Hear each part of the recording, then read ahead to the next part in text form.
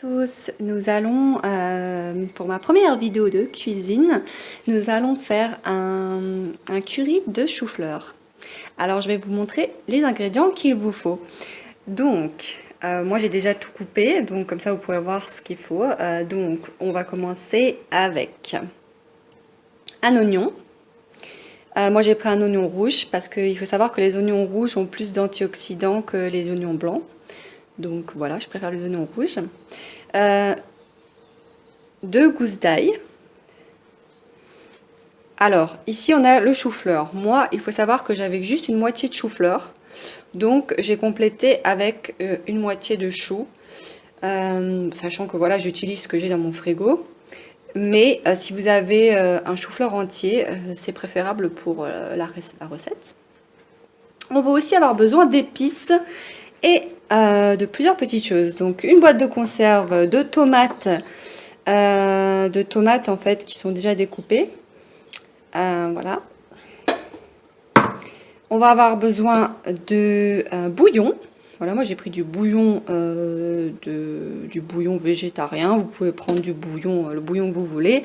Et sachant que moi je les prends en pot comme ça, mais si vous avez les carrés de bouillon, vous pouvez très bien prendre un carré de bouillon.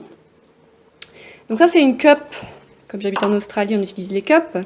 Ça sera pour ajouter de l'eau. Donc on va avoir besoin d'une cup, ce qui représente environ à 250 000 millilitres. Donc c'est à peu près un petit verre d'eau. Voilà, si vous prenez un verre d'eau, vous pouvez très bien faire la même mesure. Les épices.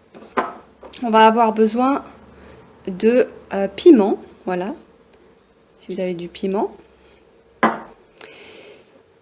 Je vais utiliser je sais pas si on voit bien, du garam masala. En fait, c'est un nom compliqué pour peu de choses. C'est en fait un mélange d'épices que les Indiens utilisent beaucoup dans leur cuisine. Sachant que si vous n'avez pas ça, vous pouvez très bien soit prendre autre chose. Ça marche, comme je vous ai dit, c'est à peu près un curry. Donc vous pouvez très bien prendre de la poudre de curry. Ça marchera aussi très bien. Sinon, vu que c'est un mélange d'épices, vous pouvez très bien prendre les épices en fait qu'il y a dedans. Alors je vais vous dire ce qu'il y a dedans. Il y a, je suis pas du bon côté, il y a de la muscade, de la coriandre, du cumin, clou de girofle, fenouil, du cardamome, de la cannelle, du gingembre et du poivre. Voilà, donc si vous voulez rajouter tout ça, vous pouvez. Mais ne vous prenez pas trop la tête, vous pouvez très bien mettre ce que vous voulez. Moi, j'aime bien le turmeric. En fait, en français, on dit curcuma. Donc, je vais rajouter aussi un peu de curcuma. Voilà. On fait un petit peu comme avec nos envies, avec ce qu'on aime. C'est le principe de la cuisine.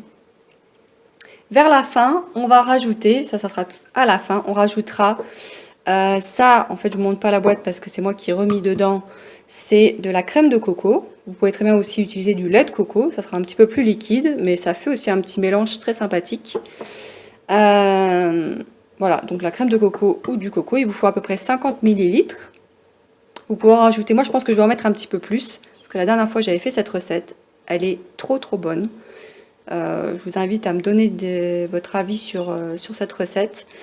Mais moi je l'avais trouvé un peu le deuxième jour en fait il n'y avait plus trop de sauce, donc je pense que c'est bien d'être un petit peu plus de liquide, mais c'est encore selon les goûts. On rajoutera des noix de cajou, il vous faut à peu près 80 grammes. Moi j'ai pris des noix de cajou qui sont grillées parce qu'elles sont encore, moi je trouve encore meilleures au goût.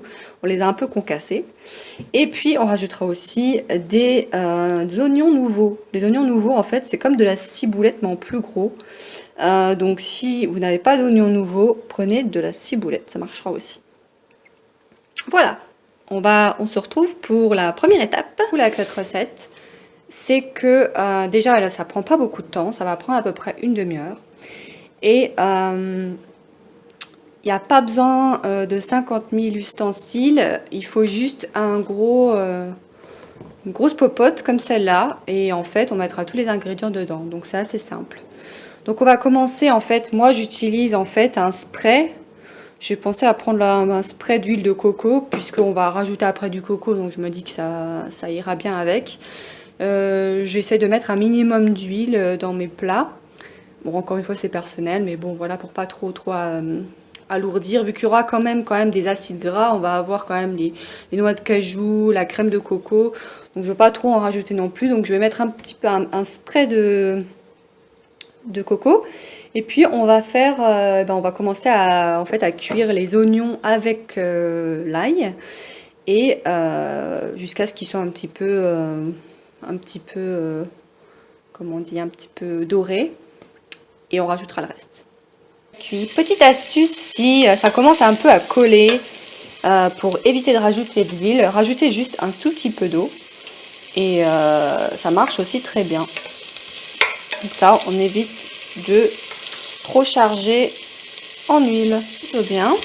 Donc, ce qu'on va faire, donc, on va rajouter, donc ce que je vous ai dit, donc on va rajouter toute la conserve de tomates, les épices et aussi l'eau.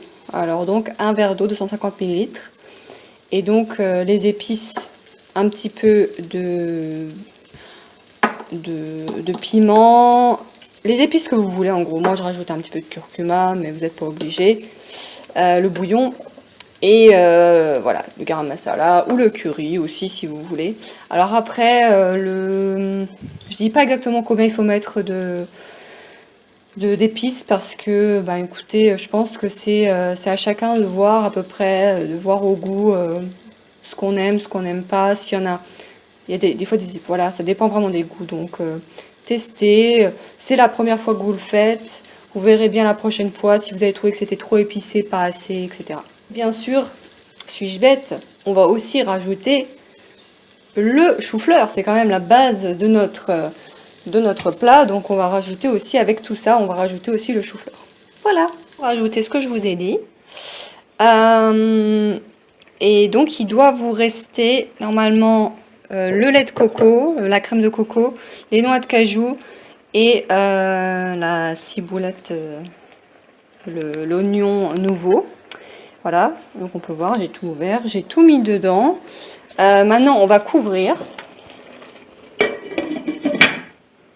On va un peu baisser le feu et en fait, on va laisser en fait, on va laisser un petit peu mijoter pendant à peu près 20 minutes. C'est approximatif ce que je vous dis. Il faut que vous regardiez régulièrement. En fait, il faut que vous regardiez jusqu'à ce que vous sentiez que la cuisine, c'est aussi de l'intuition. Il faut aussi avoir un peu, c'est pas que de suivre, enfin, c'est mon avis, mais c'est pas que de suivre la recette. C'est vraiment à la lettre et de faire vraiment à la seconde près, etc. Il faut, voilà, il faut savoir que quand les aliments sont cuits, donc là, il faudra en gros vérifier que le chou-fleur, en fait, est à la consistance que vous désirez, qu'il soit pas trop dur, qu'il soit un peu ramolli. Vraiment qu'il ait la consistance que vous voulez. Parce qu'en fait, encore une fois, ça dépendra si vous l'aimez croquant, si vous l'aimez complètement tout mou. Et donc, en fait, quand vous voyez que le chou-fleur, il a la consistance que vous voulez, et dans ce cas-là, c'est là qu'on termine, en fait, cette recette en ajoutant le reste des ingrédients. Et ça sera terminé. Voilà, donc je vous retrouve quand mon chou-fleur est mou. Tester la consistance et ça me paraît plutôt pas mal. Ça fait à peu près un quart d'heure que ça cuit. Voilà, donc c'est presque fini. Donc maintenant il faut rajouter le lait de coco. Ce que je vais faire. Mon lait de coco, j'ai fait un petit peu à l'œil. Voilà, pour avoir la consistance qui m'intéresse. C'est vrai que ça fait un petit peu liquide, mais c'est sympa quand on mélange ça avec du riz ou du quinoa. Ça fait comme ça le riz et le quinoa, en fait, s'imprègnent de la sauce et c'est super bon. Voilà, là c'est bon, c'est cuit, donc là j'arrête le feu. Et vous n'avez plus en fait qu'à rajouter, une fois que vous mettez sur vos assiettes, vous saupoudrez avec la quantité désirée de noix de cajou et avec l'oignon nouveau. Voilà, vous mettez un petit peu en fonction de vos préférences. Ah voilà, c'est fini. J'espère que je vous invite à tester cette recette. Elle est vraiment très bonne et très facile. Et si vous la testez, n'hésitez pas à me dire ce que vous en avez pensé. Merci beaucoup.